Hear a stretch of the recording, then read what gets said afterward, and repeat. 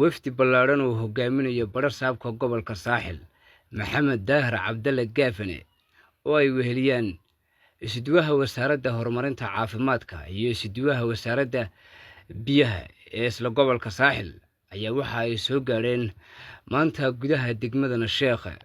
barasaabka gobolka saaxil iyo wafdiga hogaaminayay oo gudanayay waajibaadkooda shaqo ayaa waxa gudaha degmada Nasheekh ku soo dhaweeyay mas'uuliyiin ugu horeeya gudoomiyaha golaha deegaanka ee degmada Nasheekh injineer Ismaaciil Xuseen Cali, waxaana barasaabka iyo sidoo kale maamulka degmadu ay gudaha degmada Nasheekh uga dhagax dhigeen xarun cusub oo ay yeelan doonaan ciidanka debdemiska oo markii ugu horeeyay laga hirgelin doono gudaha degmada Nasheekh oo ay hirgelinayso dawladda hoose ee degmada Nasheekh. ugu horeeyna waxa halkaasi ka hadlay oo barasaabka gobolka saaxil warbixin ka siiyay dhismahaasi ay yeelan doonaan ciidanka debdemiska ee laga dhagax dhigay gudaha degmada Nasheekh maxamed daahir cabdalle gaafane, iyadoo hadaladana ay uga dambeeyeen xildhibaan maxamed cabdi yuusuf iyo xildhibaan cabdikariin cismaan axmed oo iyaguna sheegay inay dadaal dheer ay ku bixiyeen dhismahani iyo degmadu inay yeelato ciidanka debdemiska oo iyaguna sheegay inay dadaal dheer ay ku bixiyeen ka gole deegaan ahaan. intaasi kadibna waxaa hadalka uga dambeeyay gudoomiyaha golaha deegaanka ee degmada Nasheekh injineer Ismaaciil Xuseen Cali oo isna dhankiisa barasaabka gobolka saaxil isagoo dhankiisa u iftiimiyay muhiimadda uu dhismahan u leeyahay gudaha degmada Nasheekh iyo sidoo kale bulshooyinka ku dhaqan gudaha degmada oo baahi weyn u qabay in mar uun degmada Nasheekh laga hirgeliyo ciidanka debdemiska iyo xarun u gaar ah. waxaanu sheegay in arrintaasi uu kala shaqeeyay taliyaha ciidanka debdemiska ee dalkani Jamhuuriyadda Soomaaliland, waxaana hadalladoodii ka mid ahaa waxaanu dhagax dhigi doonaa xaruntii debdemiska degmada Nasheekh oo ay si rasmi ah u bilaabi doonto dhismihiisu, kaasoo ay dhisayso insha Allah tacaala maamulka dawladda hoose degmada Nasheekh.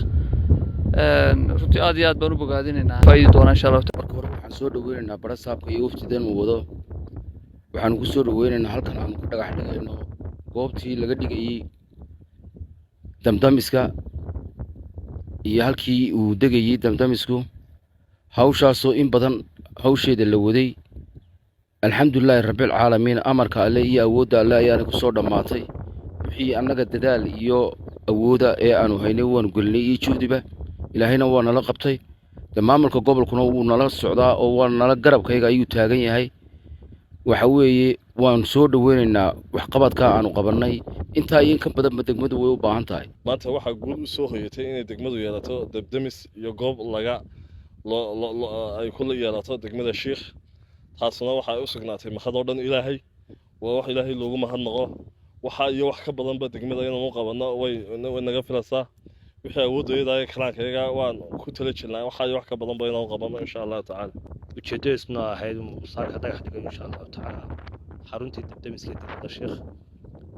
xaruntan asaas iyo runtii markii ugu horeysay degmada Nasheekh laga hirgeliyo muddo aan hawshan gaarigii debdemiska oo qaaday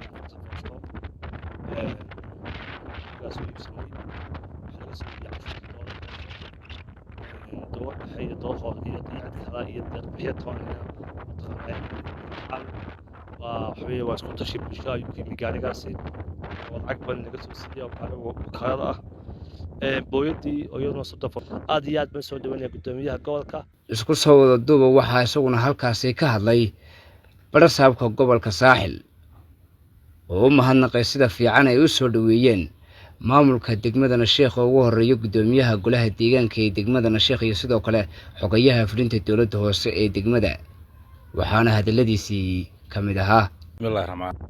marka maadaama dariiqan iyo dariiq isku xiriya bari iyo galbeed, baabuurta halkaa ku dhacda ama ku xumaatana ay tahay arrin qaranka oo dhan u taalla oo aan ahayn arrin degmada keliya u taalla, waxaan jecelahay in haddii la yiraahdo qaranka kala howlgallo oo kolba wixii buurta xaniba ama ku xidhma wixii baa laga qabanaya degmada lagu soo caawiyo.